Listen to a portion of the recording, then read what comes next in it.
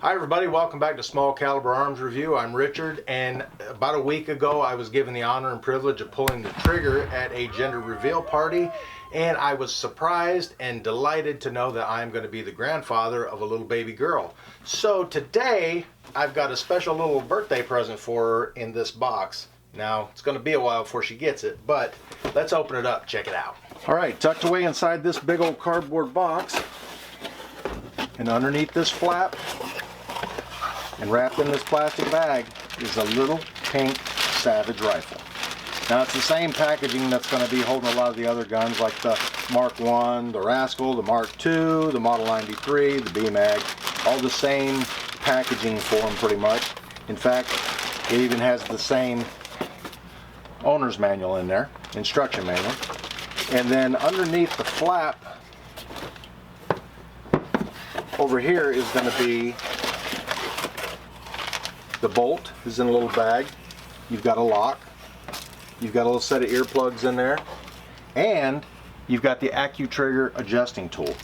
Alright, here's the Savage Rascal. Take the bolt out of the bag there. It does have a chamber flag in it. We'll go ahead and pull that out. It lets you know there is nothing in there. To put the bolt in it, make sure you get the bottom in the right place. The longer groove here is the bottom of it. You have your extractor right there on the side. We'll go ahead and get it put in there. Now to put the bolt in there, all you got to do is get it started in there with that groove down at the bottom. And you're going to have to do a trigger pull on it. You have to pull pretty hard on this trigger, I've noticed, to get the bolt in and out, and maybe give it a little bit of force and it'll go in there. And then once you've got it past that point, the bolt will stay in position. Now there is a little plastic feed ramp inside there, and that feed ramp is it's spring loaded, so it rises up just a little bit. So when you close it, you actually have to kind of give it a little bit of a push to do it. If you just push gently, it kind of catches the bottom of it. Give it a little hit, it'll go in there. Safety's on the side there, that's safe. That is fire right there. There is a cocked indicator on the back of it there. We'll go ahead and throw this little dummy round in there, a little snap cap. Put it in there, force it in. Take it off safe. Pull the trigger, and that little pin on the back there kind of goes inward, lets you know it's been fired. Now this one, it cocks on open, so when you lift that handle up, it cocks it again. Some of the other youth rifles and stuff, even some of the adult rifles, when you go ahead and load a round in there, when you load a round in there and you want to fire it, you actually have to pull back the little pin or plunger on the back of there to cock it. This one's not like that. It actually cocks on open, so when you close it, it's ready to go. Pull the trigger and it fires. Eject it, just pull it back. Now this one, the little plastic snap cap kind of gets hung up in there. Hopefully a regular round will eject a lot better, but has a rear peep sight on it. It is both adjustable for elevation, which is a screw on the side there. You can loosen that up and raise it up or down and tighten it back down, and windage. You can loosen the little peep sight on the back there and slide it left to right. Your front sight is a fixed sight, kind of a little bead sight on there. It's not a lot of contrast in there, so when you're getting a good sight picture on it, you just have to kind of line up the rear peep sight with the little post on the front there and see how you do.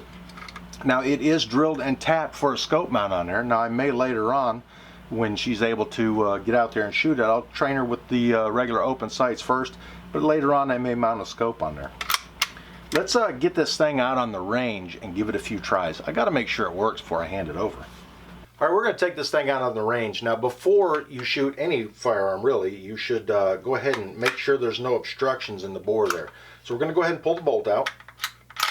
Give it a little tug to get the bolt out of there. Again, you pull the trigger, pull the bolt back, take it out. Look through the barrel, make sure there's nothing in there, just to make sure there's no real fine debris from the factory in there. We're going to go ahead and run the bore snake through there. Now it is a 16-inch barrel. It is chambered in 22 long rifle, and the nice thing about it is you can, if you're using this for a child and they're brand new to the shooting sports, you can put some CCI quiets in there or any of the subsonic ammos. You can use Calibris, but you need to be real careful with Calibris because they don't have any powder in there. You need to make sure it's cleared the barrel. Sometimes a Calibri can get stuck in the barrel, and then you follow it up with another one, and that could cause a very dangerous situation. So use Calibris with some caution, but CCI quiets, they have plenty of velocity, enough power to get out of the end of the barrel. Not a problem. So I've got it, I've run the bore snake through there. It's nice and clean inside. Check down inside the action, everything. Make sure there's no grit or, shavings from the machine work or anything. Go ahead and get it put back together. Make sure your long groove is at the bottom there. Put it back in there. Give a trigger pull and push the bolt on in there. Make sure it functions and everything. If you want to put a snap cap in there and give it a few tries, go for it. It does have the Accu trigger on it, which is really nice because you can really lighten up the trigger pull on this for smaller, kids that are going to be shooting these guns. They might not have the strength in their fingers to do it.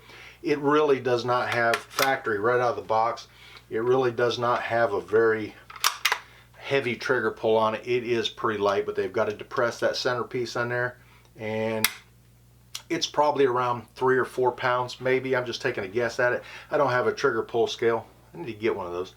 But I think this is going to be a great rifle for my granddaughter, and if you want to pick one up for a grandchild or your children, it's a good choice. It's a good, small, compact firearm. It is a rifle. It is a legal rifle. It does have a 16-inch barrel on it, and it meets the overall length.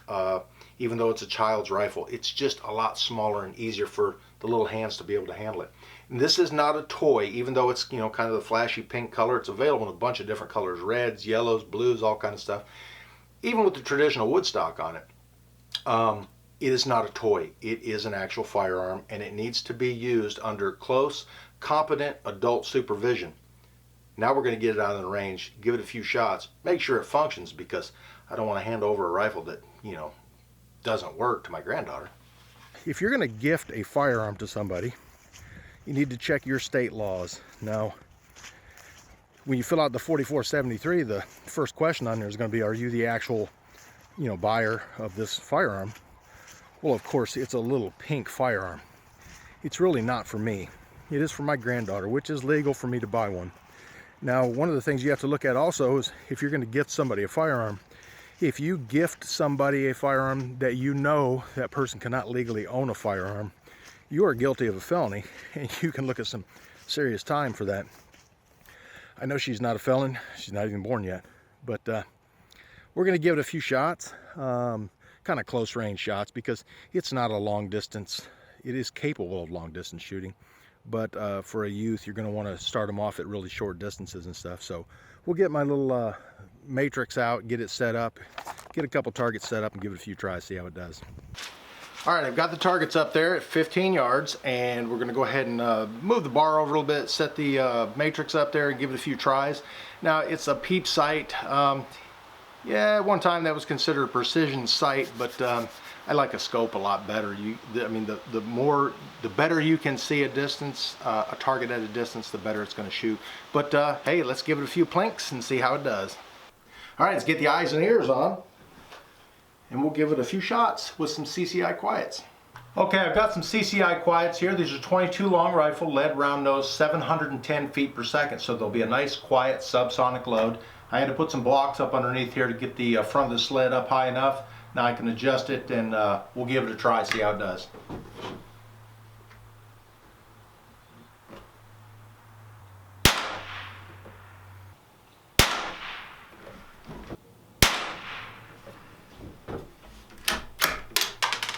Let's take one more.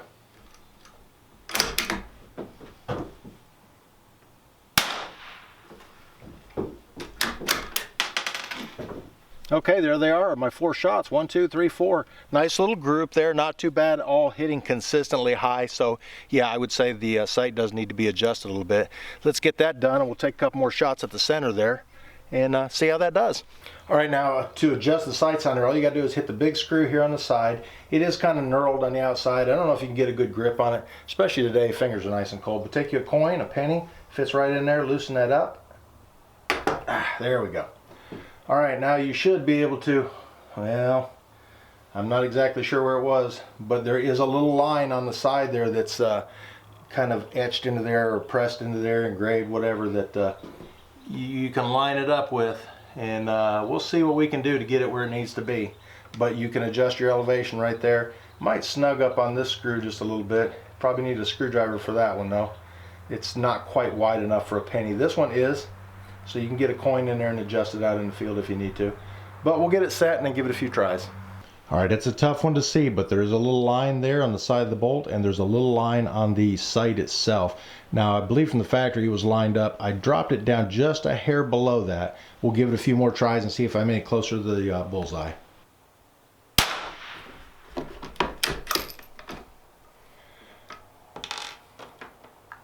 Now, when you go to eject one of these rounds out, you probably need to pull it back a little bit quicker to flip the round out, but if you do it light, it's just gonna kind of flip there in the chamber. Pops out pretty good that way.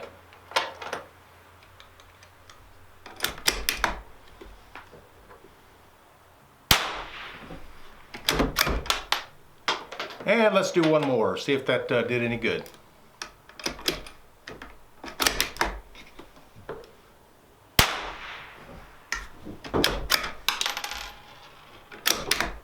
And there they are.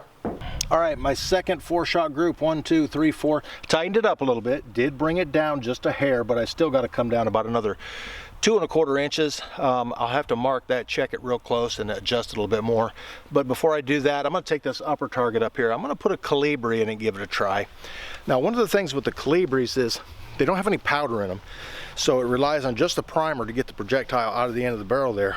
It's a lot smaller bullet that's in there. So you got to be really careful with the Calibris. You need to make sure the bullet made it out of there. So we're going to take one shot, verify, and then we'll try a couple of them and see if they shoot reliably out of there. Make sure they make it out of the end of the barrel, because if it gets stuck in the barrel, it's going to cause a really dangerous situation. All right, now these are Aguila 22 Super Calibris. Now, if you've never seen a Calibri before, they are, it's a 20 grain bullet. So it's a little tiny chunk of lead that's in there. And like I said, there's no powder in there. It's only the primer that sets it out. Let's give them a try. All right, one Super Calibri.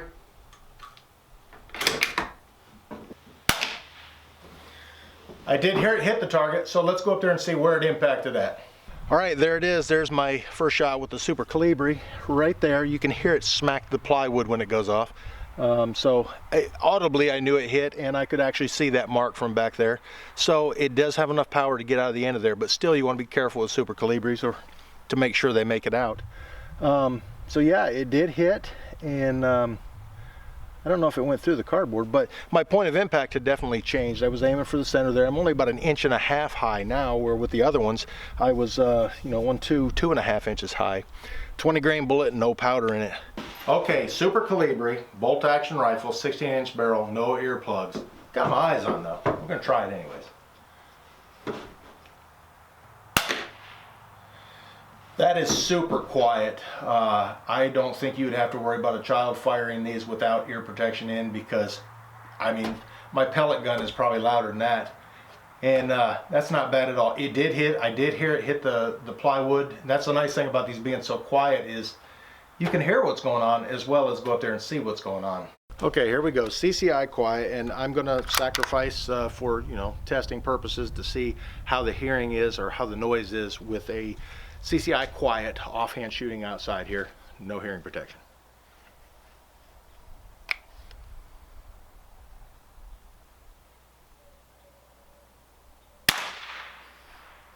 That's considerably louder than the quiets or the Calibris, but still not terrible. I would probably recommend with a young shooter to have them wear hearing protection when they're shooting the quiets. It's not bad, but it's not hearing safe, I would say. All right, guys, here it is, the Savage Rascal. To me, it's a great shooting little gun. It's perfect for getting a younger person into the shooting sports. It could be a good hunting rifle for small game for a child. I would not recommend using Calibris for game hunting because they just don't have enough power. Those rounds did not make it through the plywood up there, so if you're going to do a humane kill on a small game, on rabbits or something like that, you need to make sure that the bullet will do it. Now, this is capable of not only shooting the Calibris and the quiets, but it'll handle standard velocity and high velocity ammo too. And it's just the perfect size for a smaller shooter. And really, it's kind of fun for an adult shooter too. Pink's not really my color, but it may not be my granddaughter's color either. But these are available in yellows, blues, reds, I think greens. They're available in black stocks, wood stocks. I think they're even available in flat dark. A whole rainbow of colors you can get these things in. So find out what your kid's favorite color is if you're going to get them one, and go ahead and check them out. They are inexpensive. These are under $200. If you catch them on sale, you could probably get them for around the $150 mark, somewhere around there. There's a couple different manufacturers that make youth rifles like this, but I've always been a big fan of Savage, so I decided to stick with Savage. Like I said, it is drilled and tapped on the top there for a scope. If you don't like the peep sights, once you get them used to using peep sights and you want to transition them into a scope, you can go ahead and mount one on here. It does have sling studs on it, front and back, so you can get you a little tiny youth sling to go on there and take your grandchild or your child out hunting with it. It's just a good choice for a youth firearm. Now, I'm going to get this thing cleaned up, get it prepared for long-term storage, because it's going to be a while before the baby's ready to give it a try. If you could, hit this button up here to subscribe to my channel. Hit this button over here to check out some of my other videos. And thanks for watching Small Caliber Arms Review.